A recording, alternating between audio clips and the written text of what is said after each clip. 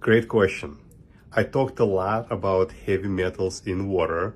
You can look at my previous videos, but let's talk about your housing.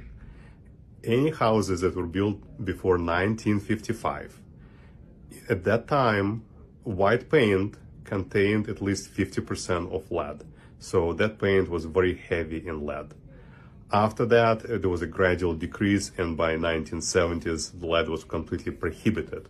So if you live in an older house, you may have a higher exposure to lead. In addition to that, lead piping might have been replaced in your house, but not within the ground, so there may be some exposure to lead through those pipes.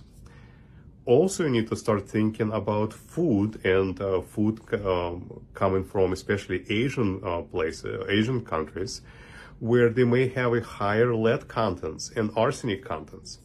In people who eat a lot of rice, for example, they have a much higher levels of arsenic in their blood, just because very commonly arsenic, unfortunately, is contaminated with that heavy metal. Heavy smoking, or even the second-hand smoking, may expose you to considerable amount of cadmium, which is also extremely dangerous heavy metal and causes a lot of medical issues. So you need to start looking at your environment, and then you'll be able to figure out where those heavy metals may be coming from. But again, before doing anything drastic, test yourself and figure out whether you do have exposure to metals.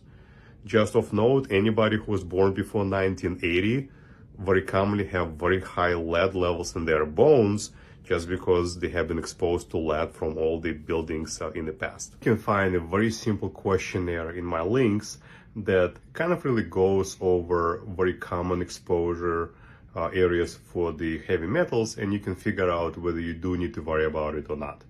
Follow me for more and share it with others.